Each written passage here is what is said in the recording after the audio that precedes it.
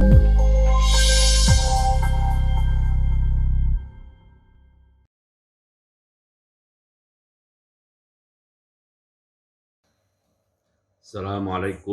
warahmatullahi wabarakatuh. A'udzu billahi samii'il 'aliim minasyaitonir rajiim. Bismillahirrahmanirrahim. Alhamdulillahirabbil alamin. Wa bihi nasta'inu 'ala umuri dunya waddin wassalatu wassalamu 'ala asyrafil anbiya'i wal mursalin sayyidina Muhammadin wa 'ala alihi at-tahirin wa ashabihi al-akramin wa man tabi'ahum bi ihsanin ila yaumiddin. Allahumma 'allimna ma yanfa'una wanfa'na bima 'allamtana innaka antal alim al-hakim. Rabbana zidna ilma warzuqna fahma. Rabbana atina min ladunka rahmah wa hayyi' lana min amrina rasyada. Allahumma hdina li ahsanil akhlaq la yahdi li ahsaniha illa anta. Wasrif 'anna sayyi'aha la yasrifu 'anna sayyi'aha illa anta. Allahumma ati nufusana taqwaha wa zakkiha anta khairu man zakkaha anta waliyuha wa maulaha. Allahumma rabba Jibril wa Mikail wa Israfil fatiras samawati wal ard alimal ghaibi wasyahadah anta tahkumu baina ibadika fima kanu fihi yakhtalifun. Ihdina limakhtulifa fihi minal haqqi biidnik fa innaka tahdi man tasha'u ila siratim mustaqim. Allahumma ighfir lana wa liwalidina wa limasyayikhina wa limasyayikhihim wa lil hadirina was sami'in. Allahumma rzuqna al-ikhlasa fil qawli wal amal birahmatika ya arhamar rahimin. Bapak Ibu dan juga pemirsa yang dimuliakan Allah SWT, alhamdulillah wa syukurillah atas nikmat dan karunia dari Allah Subhanahu wa taala. Kita bisa melanjutkan pengajian kita di pagi hari ini. Semoga pada pengajian di pagi hari ini Allah SWT berkenan memberikan taufik, hidayah, ilmu dan juga pemahaman yang baik dan benar pada kita. Dan semoga apa yang kita pelajari menjadi ilmu yang manfaat, ilmu yang berkah fid dini wad dunya wal akhirah untuk diri kita, untuk masyarakat kita, untuk keluarga kita. Amin ya rabbal alamin. Bapak Ibu dan juga pemirsa yang dimuliakan Allah Ta'ala, hari ini kita akan belajar tentang usuluddin, tentang pokok-pokok ajaran agama. Kitab yang kita baca adalah Itmamud Dirayah li Qurra'in Nuqayah yang ditulis oleh Imam Suyuti rahimahullah pada bagian yang pertama, ya. Dan tema yang akan kita bahas pada pagi hari ini adalah tentang Ismatul Anbiya, tentang kemaksuman para nabi, tentang kemaksuman para nabi alaihimussalatu wassalam. Kita langsung baca kitabnya, ya. Kalimatnya pendek saja, karena memang kitab ini disusun dan ditulis dengan bahasa yang sangat singkat, ya. Qala Imam Suyuti rahimahullah, wa na'taqidu, dan kami meyakini, wa na'taqidu, dan kami meyakini annal anbiya'a, bahwasanya para nabi alaihimussalatu wassalam, semoga salawat dan salam senantiasa tercurah kepada para nabi, bahwasanya mereka maksumun, mereka adalah orang-orang yang maksum. Layas duru zambun, layas duru tidak keluar, zambun dosa, la kabiratun tidak dosa besar, wala sagiratun dan juga tidak dosa kecil. Dengan bahasa lain, para nabi dan rasul ini adalah maksumun minadz-dzunub. Maksumun minadz-dzunub, maksum dari berbagai dosa, baik dosa besar ataupun dosa kecil. La amdan, tidak dosa yang dilakukan dengan sengaja, wala sahwan, dan juga tidak dosa yang dilakukan dengan sahwi. lupa karena faktor lupa. Alasan aklinya, alasan akalnya, alasan logisnya kenapa para nabi ini maksum adalah likaromatihim alallahi ta'ala, dikarenakan kemuliaan mereka dalam pandangan atau di mata Allah Subhanahu wa taala. Bal wa minal makruh, bahkan para nabi itu juga maksum dari perbuatan makruh. Alasan logisnya atau aklinya apa? Li'anna wuqu' al-makruhi minat taqiyyi nadirun. Sebab terjadinya perbuatan makruh dari seorang yang bertakwa, nadirun, sesuatu yang langka. Orang kalau sudah bertakwa, langka terjadi perbuatan makruh dari dia. Fakaifa minan nabi, kalau taqi, orang bertakwa saja nadir, langka, fakaifa minan nabi, lalu bagaimana terjadi makruh dari seorang nabi? Ya inilah ya terkait dengan Ismatul Anbiya yang ada di kitab Itmamud Diroyah itu hanya segini saja. Pendek sekali ya. Bapak Ibu dan juga pemirsa yang dimuliakan Allah Subhanahu wa taala, saya akan memulai menjelaskan dari likaromatihim alallahi ta'ala. Bahwasanya para nabi, apalagi para rasul ya, mereka adalah orang-orang yang sangat mulia di mata Allah Subhanahu wa taala. Ayatnya pernah saya kutip dan saya bahas ya, yaitu firman Allah Subhanahu wa taala, silakan dibuka di mushafnya, surat Al-Qasas ayat 68.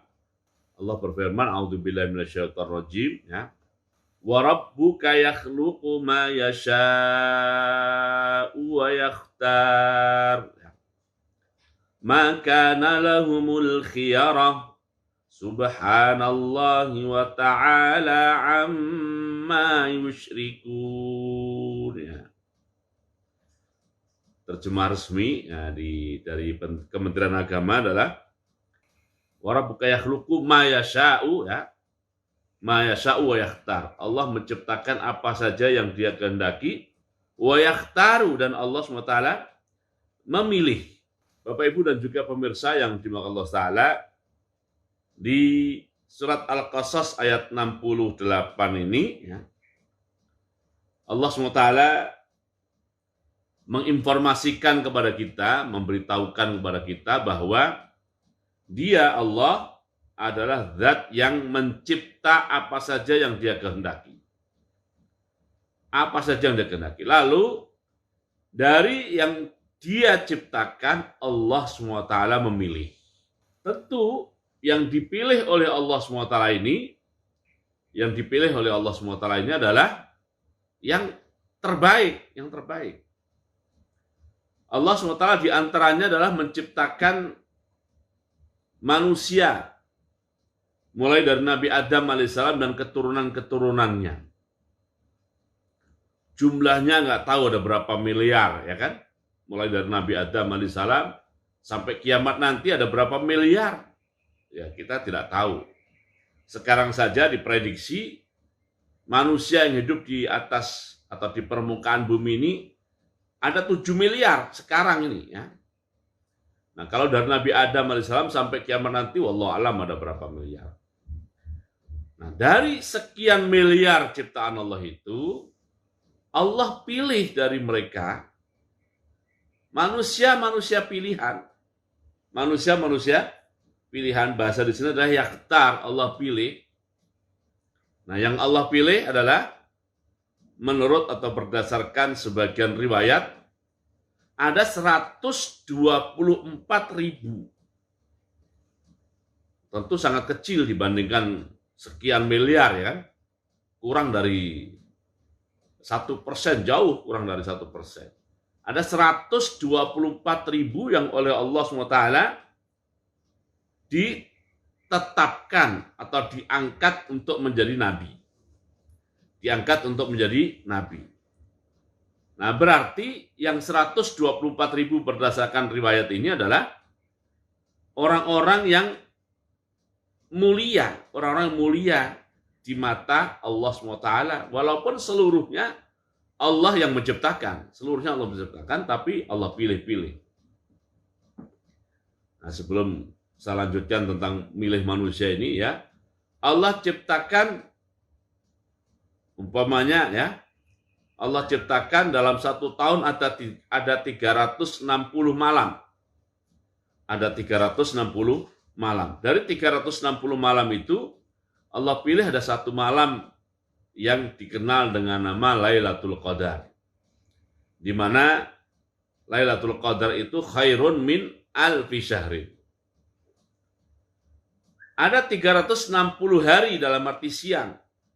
Dan dari 360 hari itu Allah pilih ada satu hari yang paling mulia, namanya hari Arafah. Allah ciptakan ada 12 bulan. Dari 12 bulan itu Allah pilih satu bulan namanya bulan Ramadan. Allah ciptakan ada 7 hari. Dari 7 hari itu Allah pilih satu hari menjadi Sayyidul Ayyam. Itulah Allah mencipta dan Allah memilih. Allah SWT menciptakan bumi ini. Yang permukaan bumi ini luasnya ya nggak tahu ada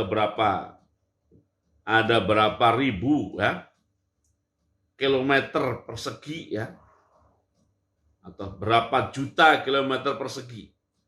Tapi dari sekian juta atau bahkan mungkin sekian miliar kilometer persegi permukaan bumi ini Allah pilih. Ada namanya Al-Haram Al-Makki. Kawasan haram yang ada di Mekah dan sekitarnya. Allah pilih di mana sholat di situ satu rakaat lebih baik daripada sholat di tempat lainnya selain Masjid Nabawi atau Al-Haram, selain Masjid Nabawi ya dan Masjidil Aqsa. Selisihnya adalah 100.000. Allah pilih. Dan Allah pilih Masjid Nabawi juga berdasarkan permintaan Nabi kita Muhammad SAW. Bahwa sholat di situ 1000 kali lebih baik dibandingkan sholat di tempat lain selain Masjidil Haram dan Masjid Al-Aqsa. Dan Allah pilih Al-Masjidil Aqsa yang ada di Palestina. Bahwa sholat di situ 500 kali lebih baik dibandingkan sholat yang sama yang dilakukan di tempat lain selain Masjidil Haram dan Masjid Nabawi. Itu namanya Allah mencipta dan Allah memilih. Nah, kembali kepada manusia ini, Allah ciptakan manusia bermiliar-miliar. Dari manusia yang bermiliar-miliar itu Allah pilih. Nah, yang dipilih ini tentu adalah yang mempunyai keistimewaan. Nah, inilah posisi para nabi di mata Allah Subhanahu wa ta'ala ya. Di ayat lain bahasanya bukan yakhtar ya, tetapi bahasanya adalah yajtabi ya. Sebagaimana dalam firman Allah dalam Al-Qur'an surat Ali Imran ayat 179. Ali Imran ayat 179. Ini untuk menegaskan tentang para nabi ini adalah lahum karamatun 'alallahi ta'ala ya. Di surat Al-Imran ayat 178 Allah berfirman, a'udzubillahi minasyaitonir rajim, maka Allahu liyadharal mu'minina ala ma antum alaihi hatta yamizal khabitha minat thayyib wa ma kana Allah liyutli'akum 'alal ghaibi. Terus walakinallaha yajtabi mir rusulihi man yasha. Ada kata-kata yajtabi ya. Kata dasarnya adalah ijtiba. Ini istilah lain dari kalau tadi yakhtar. Nah, ini ada kata-kata yajtabi. Juga dalam Al-Qur'an ada kata-kata istofa yastofi. Itu maknanya mirip-mirip dengan yajtabi dan mirip-mirip juga dengan yakhtar memilih. Di surat Al-Imran juga innallaha astafa Adama wa Nuhan. Innallaha astafa ya, istofa di surat Ali Imran ya, ayat 33 diantaranya ya. Allah berfirman, "Innallaha astafa Adama wa Nuhan wa ala Ibrahim wa ala Imran 'alal alamin." Nah, semua ini baik menggunakan kata-kata yakhtar atau menggunakan kalimat yajtabi atau ijtaba ya, atau menggunakan kalimat istofa yastofi ya. Semua itu menunjukkan atau menjadi dalil secara nakli bahwa para nabi itu adalah orang-orang yang mempunyai kedudukan mulia dan terhormat di mata Allah Subhanahu wa taala. Dan tidak semuanya kan dipilih dan ditetapkan sebagai nabi dan rasul ya. Pasti yang ditunjuk oleh Allah sebagai nabi dan rasul itu adalah orang-orang dan manusia pilihan. Nah, karena pilihan ini ya, itu juga ada isyaratnya di surat Al-An'am ayat 124 ya. Allah berfirman, ya a'udzubillahi minasyaitonir rajim, wa idza ja'atuhum ayatun qalu lan nu'mina hatta nu'ta mithla ma utiya Rasulullah. Nah, kemudian Allah berfirman, Allahu a'lamu haitsu yaj'alu risalata. Allahu a'lamu haitsu yaj'alu risalata. Jadi berdasarkan yakhtar atau ijtaba yajtabi, istofa yastofi, Allah tahu siapa-siapa yang memiliki kapasitas dan kelayakan berdasarkan pilihan Allah untuk menjadi para nabi. Nah, karena para nabi adalah manusia-manusia mulia di mata Allah SWT di satu sisi, dan di sisi yang lain, Bapak Ibu dan juga pemirsa yang dimuliakan Allah Ta'ala, mereka adalah orang-orang mendapatkan amanah dari Allah SWT, untuk menyampaikan pesan-pesan Allah Subhanahu wa taala kepada manusia yang lainnya, kepada umat manusia yang lainnya. Karena mereka akan bekerja atau menjalankan tugas pokok dan fungsi menyampaikan pesan-pesan Allah Subhanahu wa taala untuk umat manusia, maka berdasarkan satu, kehormatan itu, dan dua adalah karena tugas pokok dan fungsi berbicara atas nama Allah ini, maka para ulama Ahlus Sunnah wal Jamaah mempunyai pokok ajaran agama yang mengatakan bahwa mereka adalah orang-orang yang maksum. Mereka adalah orang-orang yang maksum. Ya. Nah, maksumnya belum saya jelaskan. Orang-orang yang maksum. Sebelum saya menjelaskan maksum, poin kedua yang saya jelaskan adalah ya, Bapak Ibu dan juga pemirsa yang dimuliakan Allah SWT, kalau kita mengingat tentang rukun iman kan ada 6. 1, beriman kepada Allah. 2, beriman kepada para malaikatnya. 3, beriman kepada kitab-kitabnya. 4, beriman kepada para rasul, para nabi dan rasul. 5, beriman pada hari akhir. 6, beriman pada qada dan qadar. Dari 6 rukun iman ini, pintu masuk utama bagi manusia untuk mengimaninya, manusia secara umum ya, bukan para nabinya, pintu masuk bagi manusia secara umum untuk mengimani iman 1, iman 2, iman 3, iman 5, dan iman 6 adalah iman kepada Rasul. Jadi asal muasal nih ya, asal artikan asal muasal. Awal mula iman, cerita iman itu bagi umumnya manusia, pintunya adalah iman kepada para nabi dan rasul ini. Dari iman pada para nabi dan rasul inilah ya, nanti akan muncul iman pada Allah, iman kepada para malaikatnya, iman kepada kitab-kitabnya, iman pada hari akhir, dan juga iman pada qada dan qadar. Ini umumnya begitu umumnya.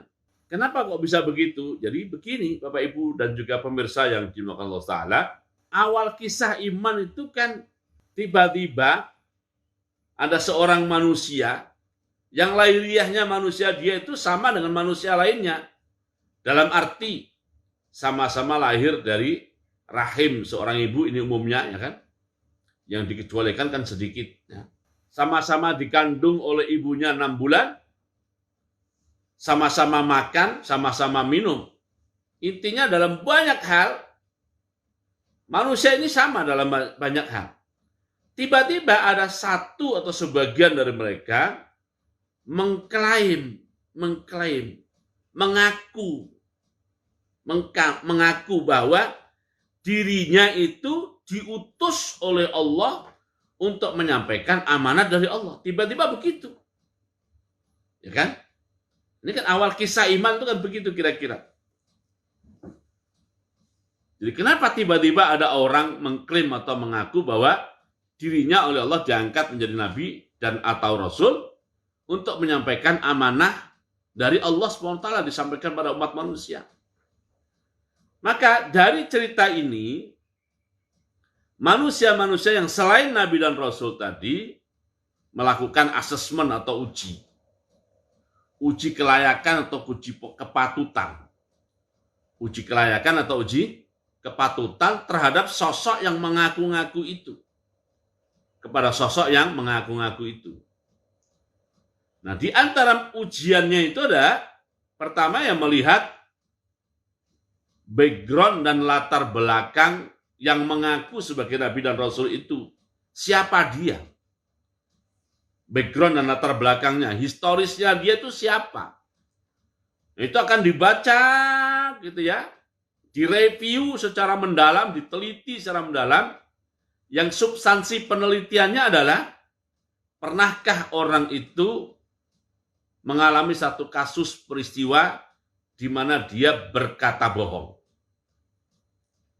Nah, begitu asesmen di sini, dia tidak pernah berkata bohong, maka klaim dia bahwa dia adalah diangkat Allah menjadi nabi dan rasul, itu bisa diterima klaimnya. Karena tidak pernah ada kasus dia berkata bohong.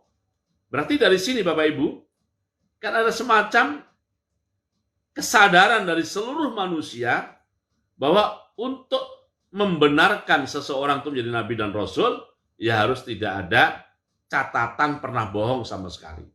Nah, kan? Nah, ini dari sini kan sudah mulai nyinggung-nyinggung masalah maksum ini. Lalu uji yang kedua adalah tantangan, lebih bersifat tantangan. Makanya dikenal dengan istilah mukjizat nanti jawabannya. Jawaban atau balasannya dikenal sebagai mukjizat. Tantangannya adalah manusia-manusia yang lainnya itu berkata pada yang mengklaim sebagai nabi dan rasul. Kira-kira mereka berkata, kalau ente benar, kalau kamu benar diangkat Allah menjadi nabi dan rasul, sekarang tunjukkan buktinya kepada kita bahwa ente diangkat oleh Allah, diangkat oleh Tuhan menjadi nabi dan rasul. Tunjukkan buktinya. Nah, dari situlah karena ada tantangan itu, maka Allah SWT mengangkat mereka menjadi nabi dan rasul, membekali mereka dengan mukjizat. Yang inti mukjizat adalah bukti-bukti yang Allah ciptakan atau yang Allah hadirkan sebagai argumen yang sangat kuat dan tidak terbantahkan bahwa dia memang benar diangkat dan diutus oleh Allah SWT menjadi nabi dan atau rasul. Itulah awal mula iman. Jadi, nah dari situlah ya, awal mula cerita iman itu muncul iman kepada Allah, muncul iman kepada para malaikat, dan muncul iman kepada kitab, dan juga muncul iman kepada pada hari akhir, dan juga kepada qada dan qadar. Qada dan qadar, ya. Nah, ini karena ada asesmen atau ujian yang seperti itu, ya, maka alam bawah sadar manusia-manusia lain bahwa dia itu harus maksum. Dia itu harus maksum. Oke. Itu poin kedua yang saya sampaikan. Nah, sekarang ketiga, apa itu maksum? Maksum ini kata dasarnya adalah ismatun, ya. Secara bahasa, ismah itu artinya terjaga atau terpelihara. Terjaga atau terpelihara. Itu asal muasal makna ismah. Jadi kalau seorang nabi itu maksum, maknanya adalah bahwa ia terjaga dan terpelihara. Terjaga dan terpelihara. Nah, inilah masuk pembahasan usuluddin kita sekarang ya. Nah, menurut ulama Ahlus Sunnah wal Jamaah seperti ditulis oleh Imam Suyuti di sini, wa na'taqidu annal anbiya'a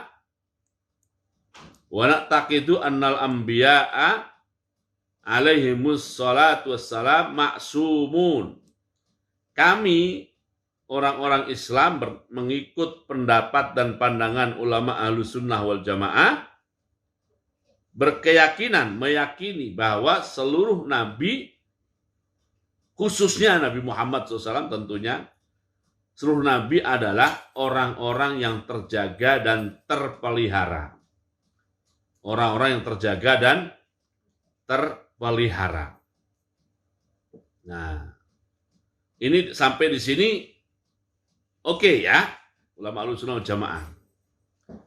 Pertanyaan lebih lanjutnya adalah terjaga dan terpelihara dari apa? Hampir ijma, kalau tidak dikatakan ijma ya, hampir ijma, kalau tidak ijma betulan ya, hampir ijma bahwa menurut Ahlus Sunnah wal Jamaah seluruh nabi dan atau rasul adalah orang-orang yang maksum dalam arti terjaga dan terpelihara dalam hal menyampaikan amanah dan risalah yang diterimanya dari Allah Subhanahu wa taala. Sedangkan kaum muslimin dimobilisasi sedemikian rupa itu ya maksimal akhirnya itu hanya tercapai sekitar 30.000 pasukan akan berhadapan dengan 200.000 pasukan yang dari negara-negara terlatih perang, baru saja mereka menang.